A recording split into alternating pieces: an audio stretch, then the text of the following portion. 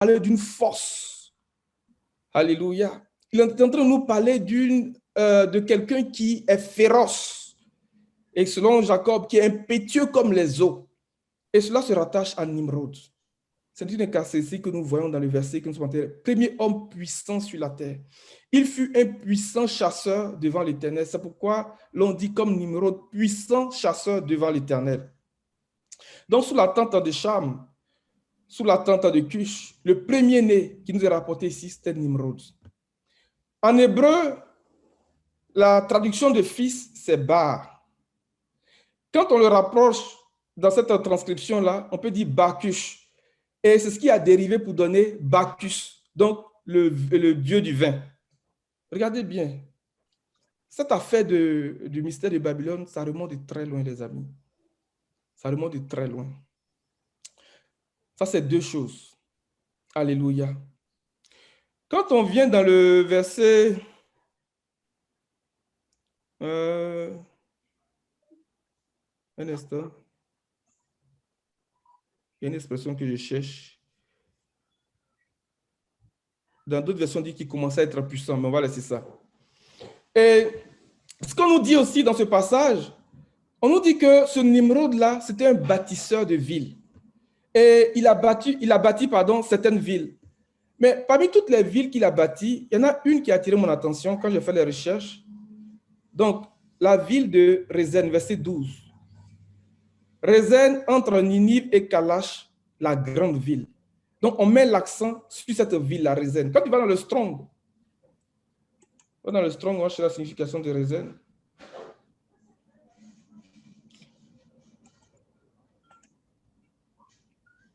Rézène égale bride, un lieu en Assyrie entre Ninive et Kalash. Quand tu vas plus bas, l'origine du mot. Quelque chose qui contient l'écou, longe, bride, frein, mâchoire de crocodile. Mâchoire de crocodile. Ézéchiel 29, verset 3.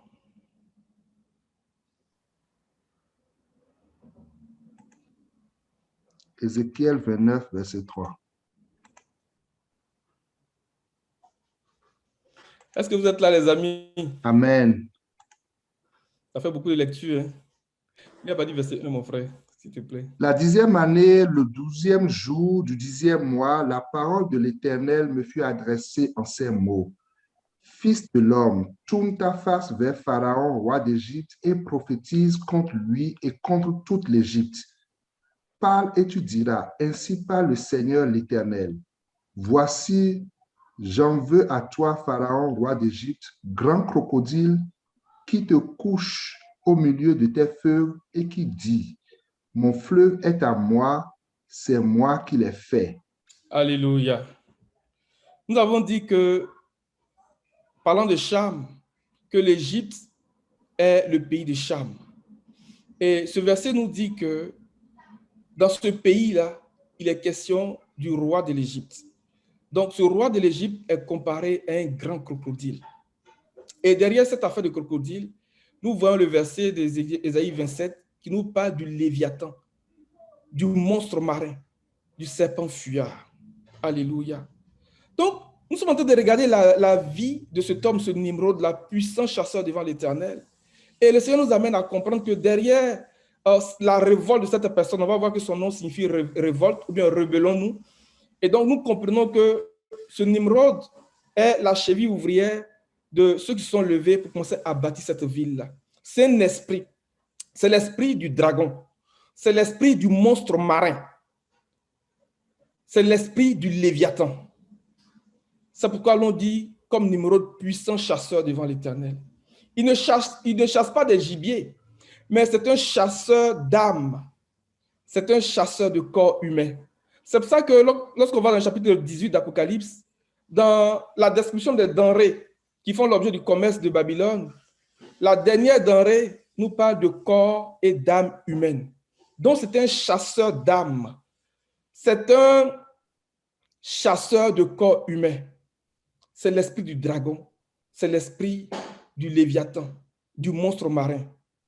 Et il bâtit une ville qui s'appelle Rézène, la grande ville, et qui est traduite par la mâchoire du crocodile. Babylone, on peut dire que c'est la mâchoire du crocodile. C'est la mâchoire du monstre marin, les amis. C'est la mâchoire de la bête. Est-ce que vous m'avez suivi? Amen. Babylone est la mâchoire du monstre marin. Babylone est la mâchoire de la bête que Daniel a vue, que Jean nous révèle dans le chapitre 13. Et que dans le chapitre 17, on commence à parler de cette mâchoire, de cette grande ville-là, comme la prostituée. C'est une mâchoire. C'est une mâchoire qui capture des vies. C'est une mâchoire qui permet de traquer des âmes, qui permet de traquer des corps humains. Que le Seigneur nous aide, les amis. Que le Seigneur délivre l'Église, délivre son peuple. Il délivre les nations de la gueule du dragon. Babylone est la gueule du dragon, est la mâchoire du crocodile, les amis. Ce n'est pas un jeu. Ce n'est pas un jeu. Lorsque nous parlons de ces choses, il faudrait que le peuple de Dieu fasse attention. Parce que dans le chapitre 13, il a dit que celui qui a des oreilles écoute. Tu peux revenir chapitre 13, Apocalypse, chapitre 13, verset 9. Il dit c'est la grande ville. Rézène, c'est la grande ville. Et la définition de Rézène, c'est la mâchoire du dragon. Babylone est la mâchoire du dragon. La bête dont nous parlons, le royaume, ce quatrième royaume-là, qui va exister sur toute la terre. C'est pour ça que lorsque Daniel commence à parler de cette bête-là, il dit qu'elle avait des dents en fer. Vous voyez comment il met l'emphase sur cette description. Il dit qu'elle avait des dents en fer et des griffes en bronze. Vas-y, verset 9. Si quelqu'un a des oreilles, qu'il écoute. Vas-y, vas-y. Si quelqu'un fait des prisonniers, il sera emmené prisonnier. Si quelqu'un tue par l'épée, il doit être tué par l'épée. C'est ici que sont nécessaires la persévérance et la foi des saints. Que le Seigneur nous donne de la fermeté. Qu'il nous donne cette foi qui est solide, les amis. Si quelqu'un a des oreilles, qu'il entende, qu'il écoute. Babylone est la mâchoire du dragon. Babylone est la griffe du dragon, les griffes de bronze. Babylone est les dents de fer du dragon. Et c'est l'instrument avec lequel le dragon opère et qu'il assujettit les nations, il assujettit les peuples. C'est la grande ville.